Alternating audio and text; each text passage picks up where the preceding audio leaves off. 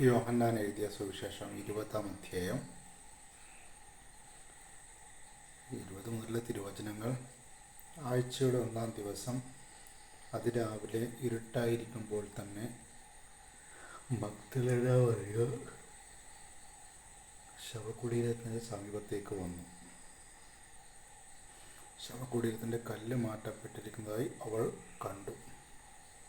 അവൾ ഉടനെ ഓടി ശിമിയോൻ പത്രോസിൻ്റെയും യേശു സ്നേഹിച്ചിരുന്ന മറ്റേ ശിഷ്യൻ്റെയും അടുത്തെത്തി പറഞ്ഞു, കർത്താവിനെ അവർ കല്ലറയിൽ നിന്ന് മാറ്റിയിരിക്കുന്നു, എന്നാൽ അവനെ അവർ എവിടെ വെച്ചെന്ന് ഞങ്ങൾക്കറിഞ്ഞുകൂടാ.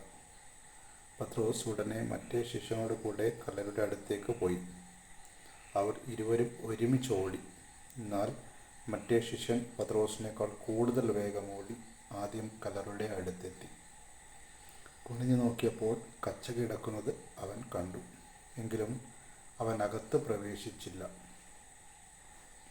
അവൻ്റെ പിന്നാലെ വന്ന് ശിമിയോൻ പത്രോസ് കല്ലറയിൽ പ്രവേശിച്ചു.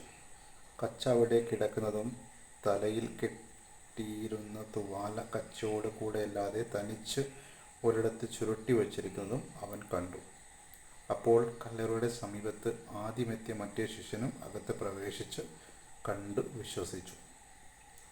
അവൻ മരിച്ചവരിൽ നിന്ന് ഉയർത്തെഴുന്നേൽക്കേണ്ടിയിരിക്കുന്നു എന്ന തിരുവെഴുത്ത് അവർ അതുവരെ മനസ്സിലാക്കിയിരുന്നില്ല.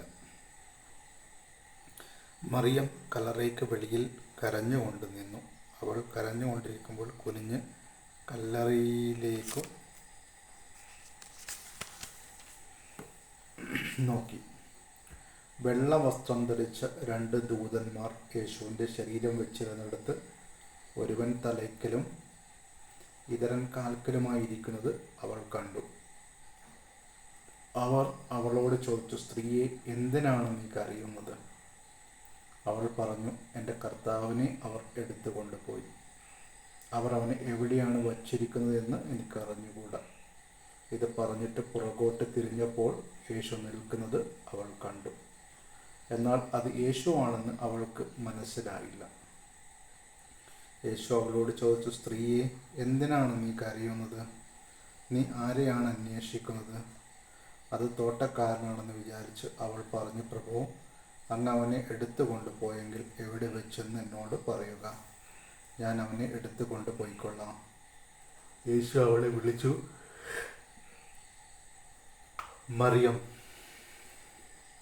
അവൾ തിരിഞ്ഞ് റബ്ബോനി എന്ന് എബ്രായ ഭാഷയിൽ വിളിച്ചു, ഗുരു എന്നർത്ഥം.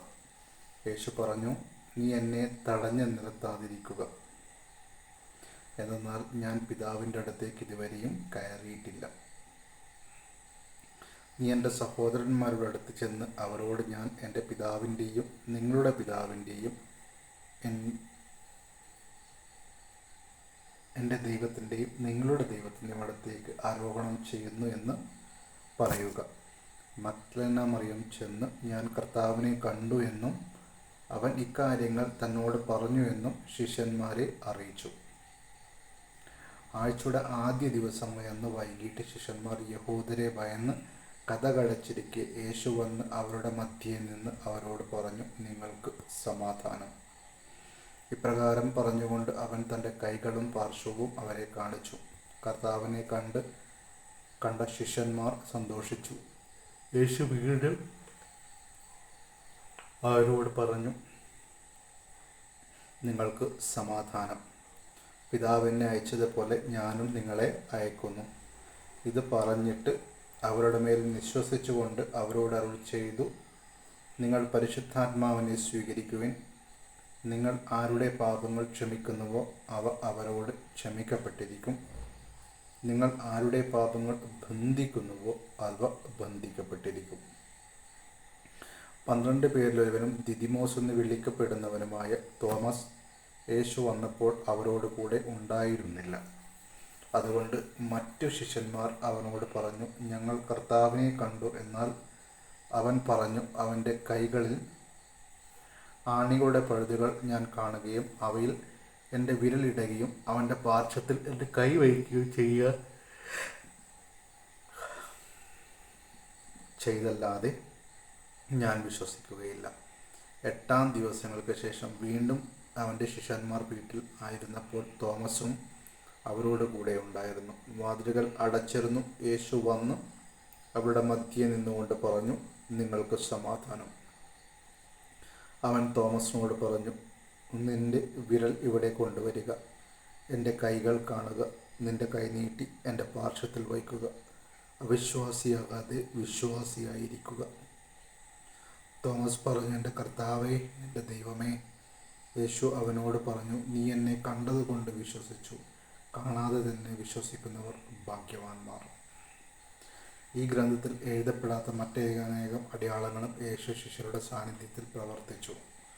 എന്നാൽ ഇവ തന്നെയും എഴുതപ്പെട്ടിരിക്കുന്നത് യേശു ദൈവപുത്രനായ ക്രിസ്തുവാണെന്ന് നിങ്ങൾ വിശ്വസിക്കുന്നതിനും അവനെ വിശ്വസിക്കുക നിമിത്തം നിങ്ങൾക്ക് അവൻ്റെ നാമത്തിൽ ജീവൻ ഉണ്ടാകുന്നതിനു വേണ്ടിയാണ്.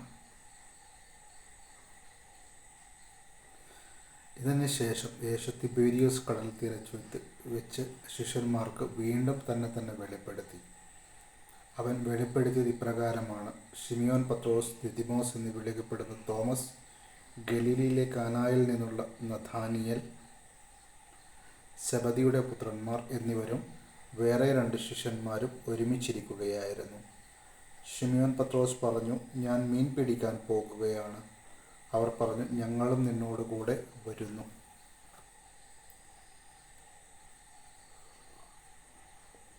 അവർ പോയി വള്ളത്തിൽ കയറി. എന്നാൽ ആ രാത്രിയിൽ അവർക്കൊന്നും കിട്ടിയില്ല. ഉഷസ്സായപ്പോൾ യേശു കടൽക്കരയിൽ വന്നു നിന്നു. എന്നാൽ അത് യേശുവാണെന്ന് ശിഷ്യന്മാർ അറിഞ്ഞില്ല. യേശു അവരോട് ചോദിച്ചു, കുഞ്ഞുങ്ങളെ, നിങ്ങളുടെ അടുക്കൽ എത്ര മീനുണ്ട്? മീൻ വല്ലതുമുണ്ടോ? ഇല്ല എന്ന് അവർ ഉത്തരം പറഞ്ഞു. അവൻ പറഞ്ഞു, വെള്ളത്തിൻ്റെ വലത്ത് വശത്ത് വലയിടുക, അപ്പോൾ നിങ്ങൾക്ക് മീൻ കിട്ടും. അവർ വലയിട്ടു. അപ്പോൾ വലയിലകപ്പെട്ട മത്സ്യത്തിൻ്റെ ആധിക്യം നിമിത്തം അത് വലിച്ചു കയറ്റാൻ അവർക്ക് കഴിഞ്ഞില്ല. യേശു സ്നേഹിച്ചിരുന്ന ശിഷ്യൻ പത്രോസിനോട് പറഞ്ഞു, അത് കർത്താവാണെന്ന് കേട്ടപ്പോൾ ശിമിയോൻ പത്രോസ് താൻ നഗ്നനായിരുന്നത് കൊണ്ടും പുറംകുപ്പായം എടുത്ത് ധരിച്ച് കടലിലേക്ക് ചാടി. എന്നാൽ മറ്റു ശിഷ്യന്മാർ മീൻ നിറഞ്ഞ വലയും വലിച്ചുകൊണ്ട് വെള്ളത്തിൽ തന്നെ വന്നു. അവർ കരയിൽ നിന്ന് ഏകദേശം 200 മുഴത്തിലധികം അകലെയായിരുന്നു. കരയ്ക്കിറങ്ങിയപ്പോൾ തീ കൂട്ടിയിരിക്കുന്നതും അതിൽ മീൻ വച്ചിരിക്കുന്നതും അപ്പവും അവർ കണ്ടു. യേശു പറഞ്ഞു, നിങ്ങൾ ഇപ്പോൾ പിടിച്ച മത്സ്യത്തിൽ കുറെ കൊണ്ടുവരുവിൻ. ഉടനെ ശിമിയോൻ പത്രോസ് വെള്ളത്തിൽ കയറി വലിയ മത്സ്യങ്ങൾ കൊണ്ട് നിറഞ്ഞ വല വലിച്ചു കരയ്ക്ക് കയറ്റി. അതിൽ 153 മത്സ്യങ്ങളുണ്ടായിരുന്നു. ഇത്രയധികം ഉണ്ടായിരുന്നിട്ടും വല കീറിയില്ല. യേശു പറഞ്ഞു, വന്നു പ്രാതൽ കഴിക്കുവിൻ. ശിഷ്യന്മാരിൽ ആരും അവനോട് നീ ആരാണെന്ന് ചോദിക്കാൻ മുതിർന്നില്ല. അത് കർത്താവാണെന്ന് അവർ അറിഞ്ഞിരുന്നു. യേശു വന്ന് അപ്പമെടുത്ത് അവർക്ക് കൊടുത്തു. അതുപോലെ തന്നെ മത്സ്യവും. യേശു മരിച്ചവരിൽ നിന്ന് ഉയർപ്പിക്കപ്പെട്ട ശേഷം ശിഷ്യന്മാർക്ക് പ്രത്യക്ഷപ്പെട്ടത് ഇത് 3-ാം പ്രാവശ്യമാണ്. അവരുടെ പ്രാതൽ കഴിഞ്ഞപ്പോൾ യേശു ശിമിയോൻ പത്രോസിനോട് ചോദിച്ചു, യോഹന്നാന്റെ പുത്രനായ ശിമിയോനെ,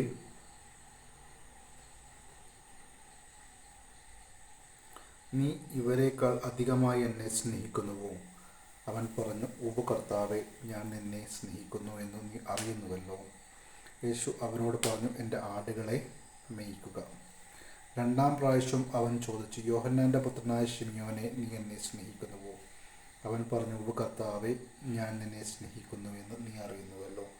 അവൻ പറഞ്ഞു, എൻ്റെ കുഞ്ഞാടുകളെ മേയ്ക്കുക. അവൻ 3-ാം പ്രാവശ്യം അവനോട് ചോദിച്ചു, യോഹന്നാന്റെ പുത്രനായ ശിമിയോനെ, നീ എന്നെ സ്നേഹിക്കുന്നുവോ?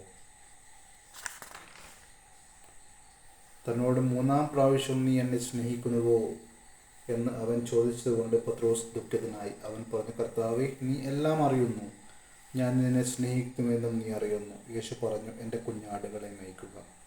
സത്യം സത്യമായി ഞാൻ നിന്നോട് പറയുന്നു, ചെറുപ്പമായിരുന്നപ്പോൾ നീ സ്വയം അരമുറുക്കുകയും ഇഷ്ടമുള്ളിടത്തേക്ക് പോവുകയും ചെയ്തിരുന്നു. എന്നാൽ പ്രായമാകുമ്പോൾ നീ നിന്റെ കൈകൾ നീട്ടുകയും മറ്റൊരുവൻ നിന്റെ അരമുറുക്കുകയും നീ ആഗ്രഹിക്കാത്തിടത്തേക്ക് നിന്നെ കൊണ്ടുപോവുകയും ചെയ്യും. ഇതവൻ പറഞ്ഞത് ഏത് വിധത്തിലുള്ള മരണത്താൽ പത്രോസ് ദൈവത്തെ മഹത്വപ്പെടുത്തുമെന്ന് സൂചിപ്പിക്കാനാണ്. അതിനുശേഷം യേശു അവനോട് എന്നെ അനുഗമിക്കുക എന്ന് പറഞ്ഞു. പത്രോസ് തിരിഞ്ഞു നോക്കിയപ്പോൾ യേശു സ്നേഹിച്ചിരുന്ന ശിഷ്യൻ പിന്നാലെ വരുന്നത് കണ്ട് ഇവനാണ് അത്താഴ സമയത്ത് യേശുവിൻ്റെ പക്ഷത്തിൽ ചാരിക്കിടന്നുകൊണ്ട് കർത്താവെ, ആരാണ് നിന്നെ ഒറ്റിക്കൊടുക്കാൻ പോകുന്നതെന്ന് ചോദിച്ചത്.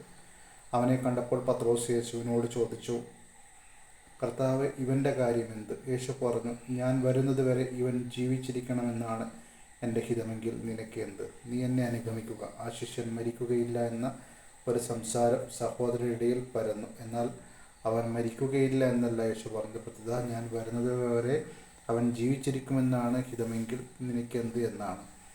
ഈ ശിഷ്യന്മാർ തന്നെയാണ് ഈ കാര്യങ്ങൾ സാക്ഷ്യം നൽകുന്നതും. ഇവ എഴുതിയതും അവൻ്റെ സാക്ഷ്യം സത്യമാണെന്ന് ഞങ്ങൾക്കറിയാം. യേശു ചെയ്ത മറ്റു പല കാര്യങ്ങളും ഉണ്ട്. അതെല്ലാം എഴുതിയിരുന്നെങ്കിൽ ഈ ഗ്രന്ഥം ഉൾക്കൊള്ളാൻ ലോകത്തിന് സാധിക്കാതെ വരുമെന്ന് എന്നും എനിക്ക് തോന്നുന്നത്.